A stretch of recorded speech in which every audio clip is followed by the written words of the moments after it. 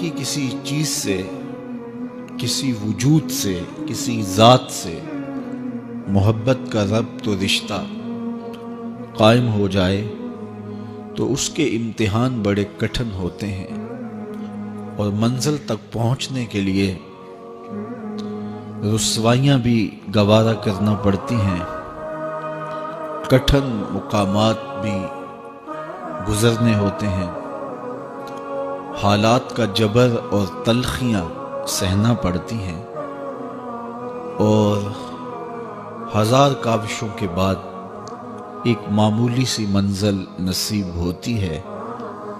تو اللہ کا پیار کوئی اتنا سستا تو نہیں کہ وہ بغیر مشقتوں کے نصیب ہو جائے۔ اس کے لیے کوئی رت جگہ نہ کاٹنا پڑے، کوئی مشقت نہ سہنی پڑے، کوئی ملامت گوارا نہ کرنی پڑے، کوئی دکھ نہ جھیلنا پڑے، حالات کے جبر کا مقابلہ نہ کرنا پڑے۔ یہ کیسے ہو سکتا ہے؟ جب آپ ایک متعین مختصر منزل تک پہنچنے کے لیے ہزار جتن کرتے ہیں اور بہت کچھ کھو دینے کے بعد کسی کو پاتے ہیں، تو پھر اس ذات کو پانے کے لیے جو صرف کسی ایک فرد کا مقصود نہیں ہے، جو نبیوں کا بھی مقصود ہے، تو کیا اس تک پہنچنا پھر کوئی آسان کام ہوگا؟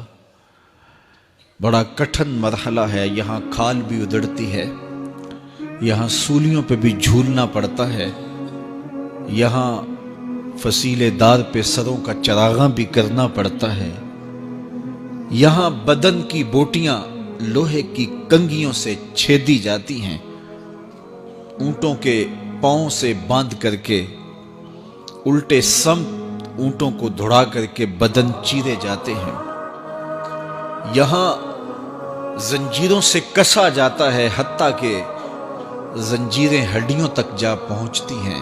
کون سا جبر نہیں جو اہل اللہ کو راہ حق میں سہنا نہ پڑا۔ سر پہ آرا رکھ کے پاؤں تک نبی چیر دیے گئے، اپنوں سے جدا ہونا پڑا، کنان کے تاریک کنووں کو آباد کرنا پڑا، مالک ابن زغر کی قید کی مشقتیں سہنی پڑی۔ وہ وقت بھی آیا کہ ایک اٹی مول پڑا، اور وہ بھی خریدنے کے لیے آمادہ ہوئے۔ زمانہ دیکھتا ہے کہ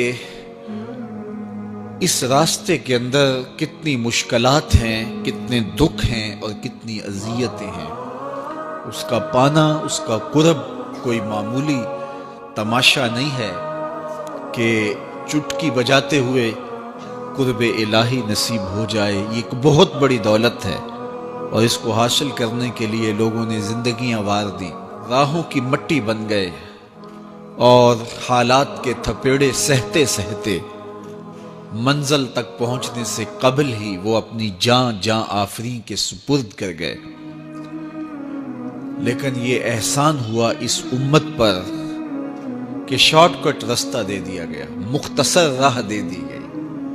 کہا کہ تم بھی اس کی تلاش میں نکلے ہو جس کی تلاش میں نکلنے والے قافلوں نے جنگل جنگل کی خاک چھانی تھی، صحراؤں میں ریت کا رزق بنے تھے۔ تم بھی اس کی تلاش میں نکلے ہو، تم جلا دیے جاؤ گے، تم مٹا دیے جاؤ گے، لیکن آؤ تمہیں ایک شجر سایہ دار بتائیں، تمہیں ایک ٹھنڈی چھاؤں بتائیں، جس کے سائے میں بیٹھ کے انتظار کرو گے تو منزل تمہیں خود نصیب ہوگی۔ اور وہ کیا ہے؟ قُلْ إِن كُنتُمْ تُحِبُّونَ اللَّهَ فَاتَّبِعُونِی، کہ اگر تم اللہ سے محبت کرتے ہو تو آسان طریقہ تمہیں بتا دیتے ہیں، میرے محبوب کی چوکھٹ پہ آ جاؤ، اللہ اکبر، جس کو تم ڈھونڈنے نکلے تھے وہ تمہیں وہاں مل جائے گا، اور تم اس سے محبت کا دعویٰ رکھتے تھے وہ تم سے محبت کا دعویٰ کرے گا، اور پھر جب تم اس کے محبوب ہو جاؤ گے تو پھر جو تم کہو گے وہ کیوں نہیں ہوگا، کیونکہ محبوبوں کی تو بات مانی جاتی ہے۔